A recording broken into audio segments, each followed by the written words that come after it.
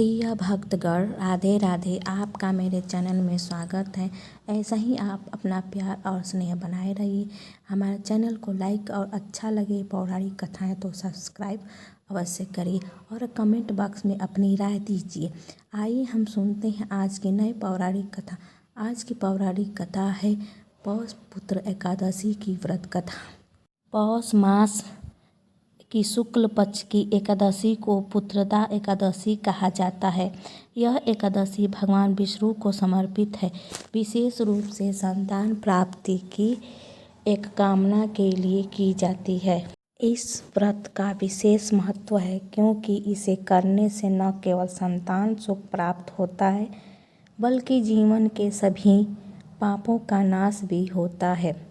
पुत्रदा एकादशी का बहुत बड़ा महत्व है। हमारे हिंदू धर्म में एकादशी व्रत का विशेष स्थान है।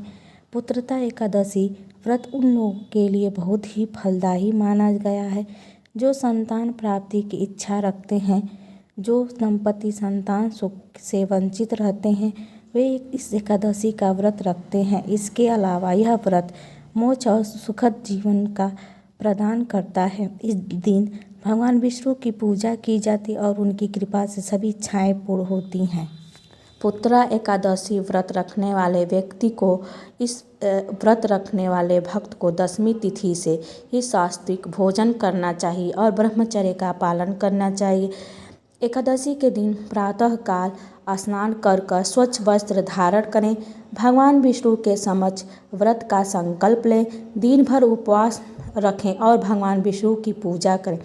भगवान विष्णु को तुलसी जी का पत्ती, फल फूल, दीप और नैवेद्य अर्पित करें।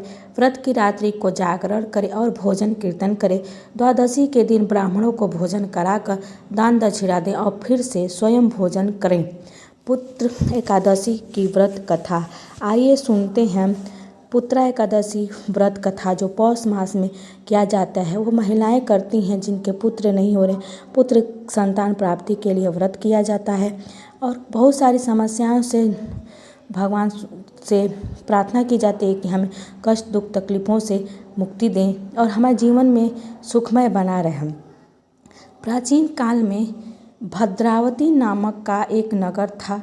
वहाँ के राजा का नाम सुकेतुमान था और उसकी रानी का नाम शैव्या था। राजा और रानी बहुत ही धर्मपरायण थे लेकिन वे संतानहीन थे। इस कारण राजा और रानी हमेशा चिंतित रहते थे। राजा सुकेतुमान को यह भय सताता था कि उसके बाद उनके राज्य का क्या होगा। संतानहीन होने के कारण राजा और रानी बहुत दुखी रहते थे। एक दिन राजा अपने राज्य के सभी कार्यों को छोड़कर जंगल की ओर चल पड़े। जंगल में जाते जाते इधर उधर घूमते हुए वह एक विशाल जलाशय के पास पहुँचे। उस जलाशय के पास उन्होंने कुछ ऋषि मुनियों को देखा। राजा उन ऋषियों के पास गए और उनसे कुछ अपने दुखे बताने लगे। राजा ने उन ऋषियों मुनियों से उनकी तपस्या और पूजा के बारे में पूछने लगे।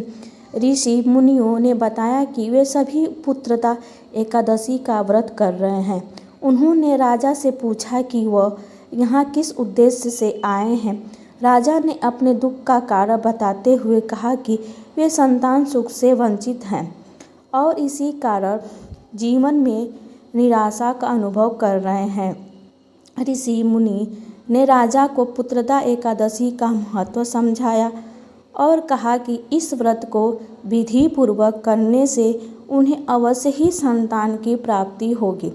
राजा ने ऋषियों से कहे अनुसार पुत्रदा एकादशी का व्रत किया।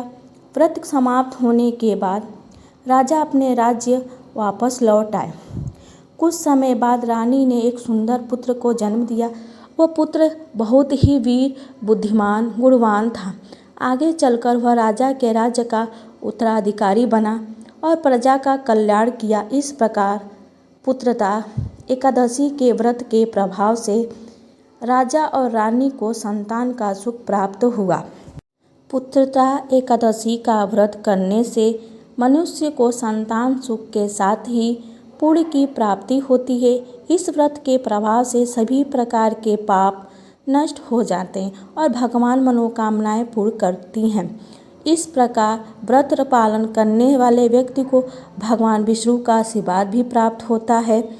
पुत्रता एकादशी के वैकुंठ एकादशी या पवित्रता एकादशी भी कहा जाता है। पौष मास में इसे शुक्ल पक्ष की एकादशी के रूप में मनाया जाता है, जबकि श्रावण मास में पुत्रता एकादशी का व्रत किया जाता है। दोनों का बड़ा ही महत्व होता है। प्रिय भक्तगण, आपको यह पौष मास के पुत्रता एकादशी की व्रत कथा कैसी लगी? अच्छा लगा होगा तो लाइक और शेयर, कमेंट और सब्सक्राइब अवश्य करें। कमेंट बॉक्स में कमेंट लिखिएगा। ओम नमः शिवाय।